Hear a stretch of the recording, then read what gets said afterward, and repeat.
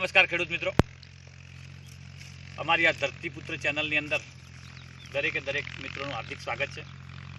આજે આપણે બાગાયત ખેતી વિશે જાણવાના છીએ। અમારા અગાઉના પણ બે વિડીયો છે, એક દૂધીને લઈને છે અને એક સરગવાના ખેતી વિશે પણ છે।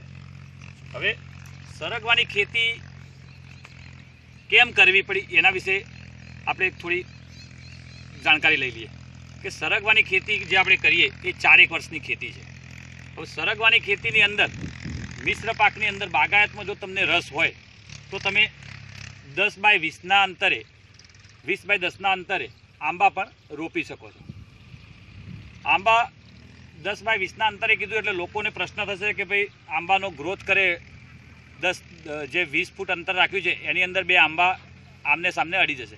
પણ હવે જે કલમ આંબા આવ્યા છે કેસર એ એટલો બધો વધતો નથી, તો આપણે શું કરવાનું રહેશે કે કોઈ પણ આંબો હશે એને લગાવ્યા પછી 3-4 ફૂટનો થાય એટલે એને કટિંગ કરી લેવાનું અને બીજા એના ડાળા પાખડા પડવા દેવાના। જે મેં વારંવાર અમારા બધા વિડીયોની અંદર મેન વાત એ જ હશે કે કેમ કરીને આપણે છોડની વૃદ્ધિ વધારવી અને એનામાંથી આપણે ફળ કઈ રીતે વધારી લેવું એ જ એક આપણો ક્વેશ્ચન રહેશે।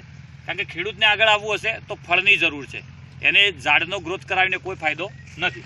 હવે તમે જોઈ શકો છો કે આ આંબો મેં આજથી 1 મહિના પહેલાં અહીંયા કટિંગ કર્યો હતો, અહીંયાથી કટિંગ કર્યો હતો, અહીંયાથી। હવે અહીંયાથી કટિંગ કર્યા પછી તમે સમજો શું થયું કે અહીંયા નીચે પણ એની ફૂટ થઈ, ત્યાર પછી આ 2 ડાળા પડ્યા। હવે આ 2 ડાળાની અંદર પણ થોડા મોટા થશે એટલે હું એને થોડા કટિંગ કરી લઈશ, પછી એમાંથી પણ ડાળા પડશે, જેથી કરીને એને સપોર્ટ માટે આપણે આવું કંઈક જે પણ તમે લગાવ્યું હોય એના આપણે આમ કરીને બાંધી નાખવાનું છે। આ બાંધ્યું હશે તો વાવાઝોડું અથવા કોઈ પણ જાનવર જો છોડની બાજુમાંથી નીકળે તો છોડને નુકસાન નહીં થાય।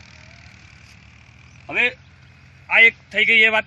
હવે તમને હું આગળ મારો જે 20 બાય 10ના અંતરે 10 ફૂટ એક બીજો આંબો લગાવ્યો છે એને હું તમને બતાવું।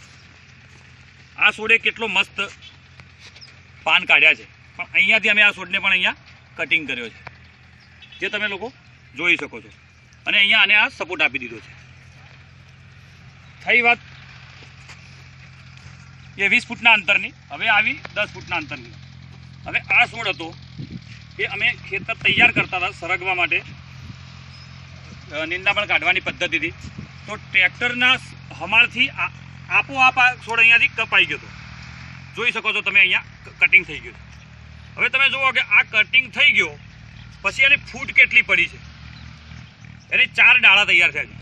હવે આપણે 4 ડાળા રાખીશું તો શું 4 ડાળા આપણને ફાયદો કરશે? નહીં। તો આની અંદરથી આપણે 2 એવી સાઈડ રાખી અને 2 એને કટિંગ કરી નાખવાની। હવે આપણે એમ જોઈ લેવાનું કે આપણને આમાંથી કઈ ડાળી વધારે તંદુરસ્ત લાગી રહી છે, તો એવી એક આ છે। એના સિવાય એની સામેની સાઈડ આપણે લઈ લઈએ, બંનેની વિરુદ્ધ સાઈડ લઈ લઈએ, તો આ બીજી 2 જે છે એને આપણે આમ કહીને આ કટિંગ કરી નાખીએ, તો શું થશે? આ 2ને જે ગ્રોથ કરવા માટે જે શક્તિની જરૂર હતી એ આ બંનેને મળશે અને એ 2 આગળથી અને સારો એવો ગ્રોથ કરશે। વારંવાર અમારા જે તે વિડીયો હોય છે એની અંદર હું કટિંગ વિશે થોડું દરેક વખતે ભાર વધારે મૂકતો હોઉં છું। કેમ કે આજના હરણફાર યુગની અંદર જો ખેડૂતને આગળ આવવું હશે તો ઓવરઓલ ક્વોન્ટિટીની આપણે જરૂર છે। હવે આ તમે જોઈ શકો છો કે સરગવાની અંદર છે, સરગવાની હરળમાં વાયેલું છે। કોઈ પણ ખેતી સરગવાની હરળમાં કરવાની। સરગવો આપણે 4 વર્ષની અંદર થાકીને તૈયાર થઈ જશે, એને કાઢવાનો સમય આવી જશે ત્યારે આપણા ઓબા આપણને ફળ ફૂલ આપતા તૈયાર થશે। હવે તમે જોઈ રહ્યા છો કે આપણા જે ફર્સ્ટ વિડીયો હતો, પાર્ટ 1 વિડીયો અમારો સરગવાનો હતો, એ આ સરગવા છે। પાર્ટ 2 દૂધીનો અમારો એક વિડીયો હતો, એ પણ તમે જોઈ શકો છો કે કટિંગ કર્યા પછી દૂધીની કેવી આ એક જ છોડ છે કે છોડનો ગ્રોથ જુઓ અને એમાં તૈયાર થયેલી દૂધી હું તમને બતાવું, તમે બધા જોઈ શકો છો। આ દૂધી જુઓ, ચાલુ જ છે।